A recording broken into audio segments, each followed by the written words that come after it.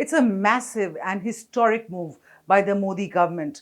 And Amit Shah, Narendra Modi, and orchestrated by by Mr. Doval, of course. And this whole thing has taken India by surprise, although not completely by surprise. The cancellation of the Amarnath Yatra, all the things that had been happening over the last 10 days in the valley. The build-up was there. It was there for all to see, and it couldn't have come at a better time. Can you explain to us, Shishir, what is the timing? Why this? Why now? Why cancel the Amarnath Yatra? Why not let it go on, finish, then do this? What was the sudden urgency to make the announcement today? First of all, let me tell you, this is a not only historical, it's a game-changing move. Right. In what is called in diplomacy, changing the facts on the ground, where the basic equation has been turned topsy-turvy. Now, what has happened is why Amarnath Yatra was cancelled.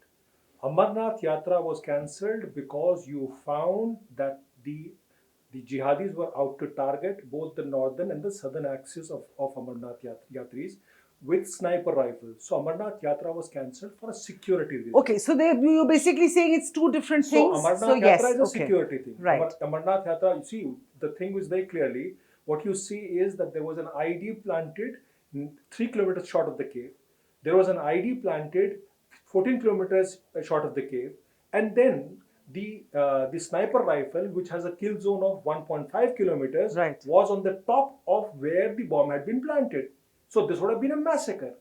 So Amarnath Yatra, calling it the Amarnath Yatra, is purely for security so reasons. it is not related in any way with the entire the troops that Not were at all, moved in not there. at all, not at all. The troops that were moved in there, not at all. 35,000. See, the troops were moved. See, then the second part is why the troops were moved in.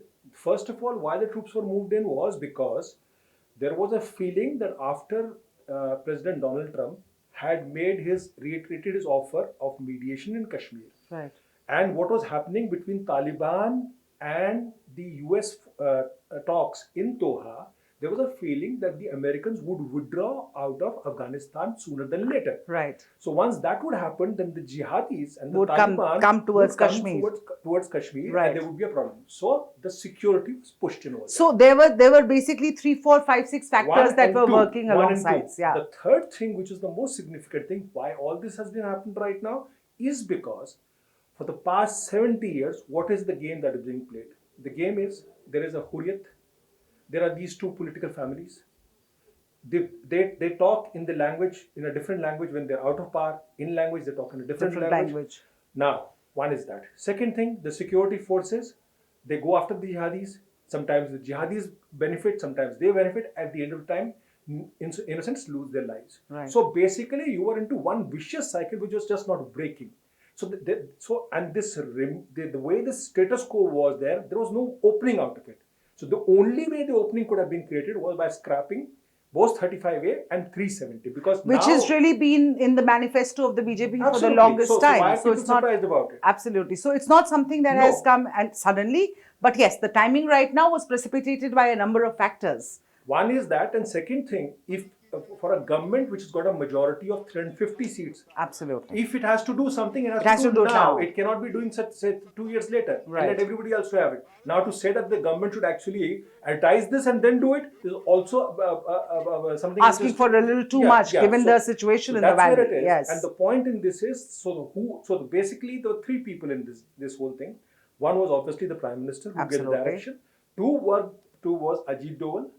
And of course, Amit Shah, who piloted the bill and the man who did all this. Right. Now, what is going to happen after this is, first thing first is going to be, there's going to be a huge international reaction. Now, the international reaction can be managed by briefing them what is really happening. Right.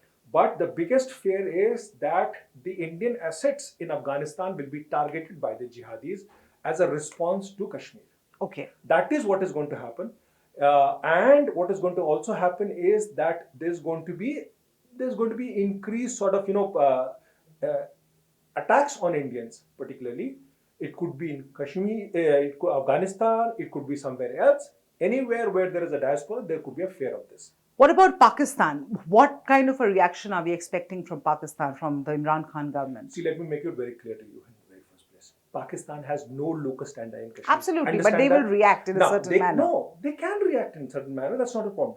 The point in this is anybody who has any problems must go back to the UN Charter, must go back to the instruments of accession, must understand that there is no locus standi For of Pakistan to in make Kashmir. absolutely. Now, this is for Pakistan. This is a sort of the remaining agenda of the partition. But it's over now. You can't make cartographic changes anymore. So the very fact remains is if at all there is going to be any dialogue on Kashmir now, we can discuss Pakistan occupied Kashmir or northern areas. What about the fallout in the valley itself? What are we expecting? What do you see from here on? Because it's not going to be an easy road from here on.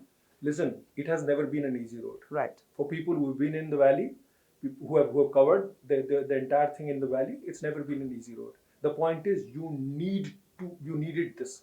You needed to have a position where you were on a strong footing. Right. And this precisely brings you on a strong footing. Now, as far as the valley people go, valley always has had two streams of people. There were people who were for Azadi and the people who were with India. Peace. So More that's where it importantly, is. absolutely. So that's where it is. And you know, if you put a gun on them, then they'll talk Pakistan. But the fact is, there are only two streams in the valley. One was for Azadi, the other was for India. Now, what is going to happen is, let's see how it plays out right now. Right. But I don't think so much is going to happen in that. Right. And in any case, I think that also the buffer of the troops that are down there in the valley right now. That is true. That also creates, a sort of. That is true. But there could be a possibility of a terror attack outside Kashmir. There's a possibility of a terror attack against security forces in Kashmir. All right. And I'm just going to wind up with the last question to you, of course, is about the political repercussions. We see that the TMC, the SPs, a lot of parties, I mean, grudgingly, they are sort of accepting because Amit Shah has talked about one India, one law. And that's a narrative that's very hard for anybody to sort of come out and sort of differ. Going forward now, what is the next move? Does the parliament have any role in ratifying this entire notification by the president? No, the notification has been given. It can be discussed in detail. The Kashmir thing can be discussed, but the notification has already come. But as of now, Article 370 is repealed. There is nothing else. 35 has been gone. You have two. The state has been bifurcated into two union territories. One is Ladakh JNK with legislature. Ladakh without legislature. It has been done. And as it is, the fact of the matter is, defense was always, the center was handling the defense of the second thing. The most important point is, people may have had their differences or whatever they may say.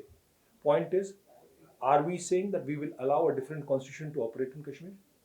Can this be answered by the political parties? Are we saying you can have a separate state in Kashmir? Which is why nobody's really coming out openly and opposing it. But they are saying they're talking about how democracy was murdered and how this was done surreptitiously and in the middle of the night and without any prior notification to any of the parties involved. That's exactly what I'm trying to say. What do you expect? Do you expect an advertisement to be given in the newspapers before you start to do it? Right. This is exactly how the previous governments have done. This is exactly how everybody else does. And this is exactly what Modi... For instance, when the emergency was imposed in India, do you think it happened in the night? Absolutely. Did anybody know about it? Nobody. So that's how it is. But the fact remains in this is that you needed a change in the ground situation. Otherwise, the situation was going from bad to worse, and it was continuing to be in the same mode only. Right. So that was Shishir, and Shishir, of course, has taken us through the entire implications and the ramifications of this particular orchestra, which is really being played by three players, really: Narendra Modi, Amit Shah, and Ajit Doval. We'll keep coming back to you with more. Keep watching HindustanTimes.com.